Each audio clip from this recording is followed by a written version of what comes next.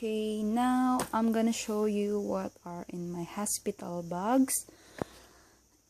And I put in one traveling bag para isang bitbitan na lang kasi. Hey guys, I'm gonna show you what are in my hospital bags. First, my toiletries, I'll put in a zipper bag.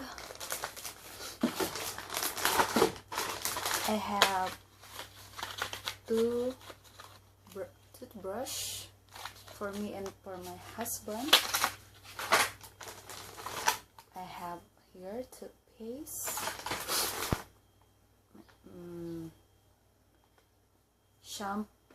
conditioner, refill ko lang siya, shampoo, body wash, and of course ponytail. The next one is my facial necessary needs. Here is my toner, my essence, my body lotion. Nirefill ko lang din siya para mas madaling bitbitin kasi malaki yung bottle ko. Eye cream, perfume from Victoria's Secret, and I bring plastic para sa mga maruming damit ko and maruming damit ni baby, ni hubby, and para din sa mga basura, ganun. May mga pinagkainan para may lagayan. Gusto ko kasi ay malinis yung area ko. I have here disposable breastfeeding pads. Isang box siya pero naglagay ako dito ng kalahati kasi marami naman ng box. Disposable siya kaya dinamian ko. Before kasi nakita ko yung pinsan ko na nung nag-breastfeed pa siya, grabe, isang tabo sa isang oras yata lumalabas na milk sa kanya.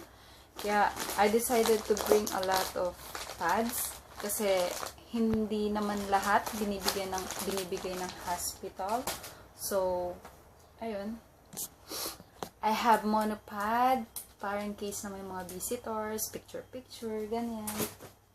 Petroleum jelly kasi nga prone ako sa chopped lips, so I decided to bring my petroleum jelly, Vaseline, and my eyeglasses. I bring my own mirror kasi before na-confine na ako sa hospital dito, wala akong mirror, so kailangan ko pang pumunta sa CR. So I decided to bring my own mirror. Ganyan siya, natatayo siya. And kita lahat talaga yung facing. Yeah. I bring 2 towel.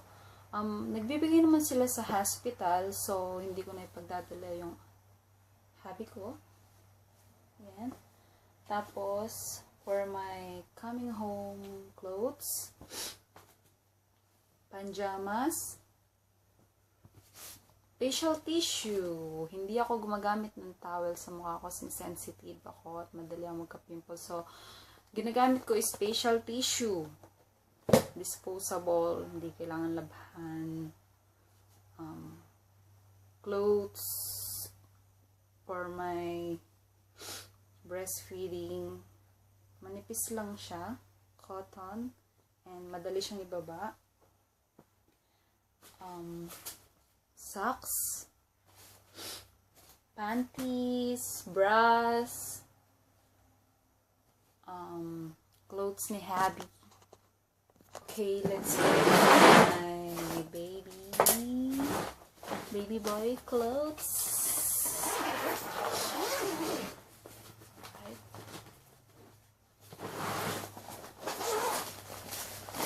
Baby Gio. I bought bottle of breast, kung sakaling magpampa ko, dito ilalagay. Galing to sa hospital ko. And ito, bumili na rin ako ng, ano ba tawag dito? Chupon. Ang linis. Damit ni baby. Since summer ako manganganak, I decided to buy thin clothes. Actually, yung iba, hindi ko naman binili. Binigay lang ng mga in-laws ko.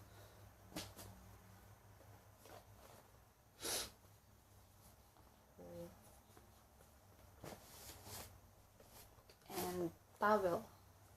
Baby.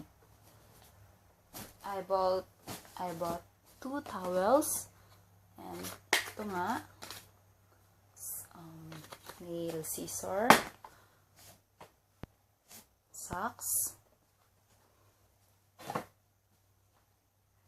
Beam. Handkerchief. Yun lang. Another bottle of my breastfeeding. Yun lang. May mga iba pa akong nakalimutan. Sleepers. Yun, snacks. Need ko ding mag-bring ng mga more in fiber foods. Kasi ang sabi nila sa akin, even nanganak ka na is mahirap tumae. I don't know if I am C-section or normal. Kasi sabi ng OB ko, June 20 daw ako manganganak. Pero sabi nila, 8 months na yung baby ko. So, I think advance sila. Ganun. Ngayon, nasa 2 kilo na yung baby ko. Ewan ko lang kung aabot siya ng per kilo. Kasi matagal-tagal pang manganak. 2 months. Ayun.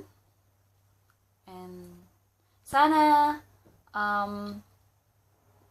may nakuha kayo or nakuha kayong tip sa pag-share ko ng hospital bags ko. Anyway, magdadala din pala ako ng notebook and ball pen and yung lagayan ng documents ni baby na ibibigay ng hospital. Kailangan yon. Gusto ko kasi talaga organize. Ayoko nang magulo. Kaya lahat may lagayan. Tapos, bukod sa sleeper, charger. Yan. Kailangan. Charger, iPad.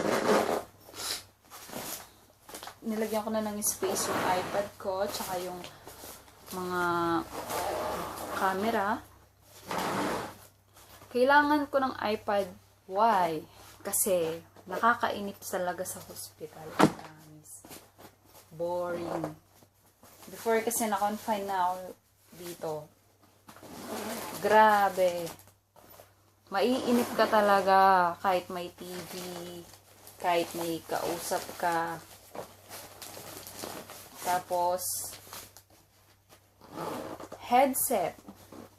Wala akong magawa. Manonood ako ng mga YouTube about baby. Kung paano siya bilisan, paano siya paliguan. Kasi hindi, baka may kasama ako sa room. Kasi super expensive kapag sarili mo lang yung room mo. I'm not sure kung magsasarili ako ng room. Depende yun sa asawa ko. Maarte pa naman yun. Baka nga sarili ko na naman yung room. Tapos, may nakalimutan pa ba ako? Ano pa ba?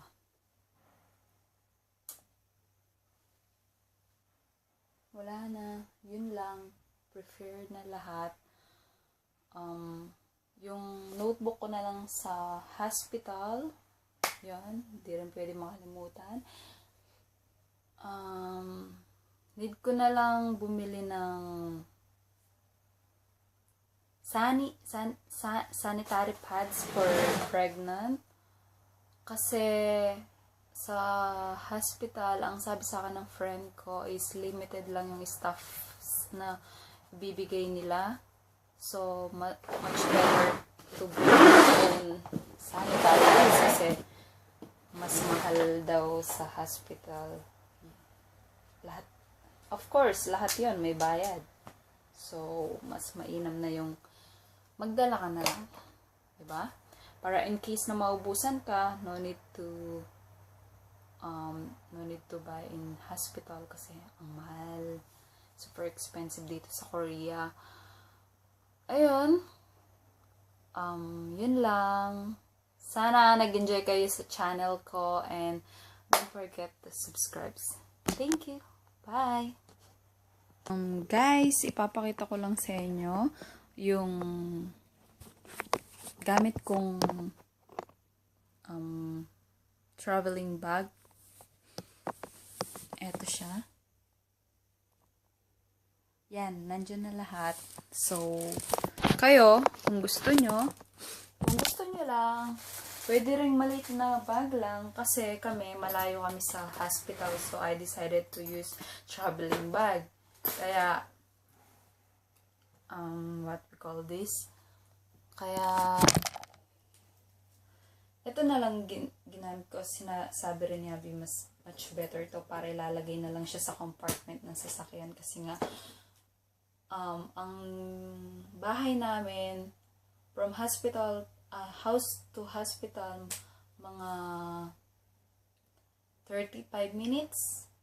Yan, ganun kalayo. Kaya, I decided to bring all my things in just one carry. Yun lang.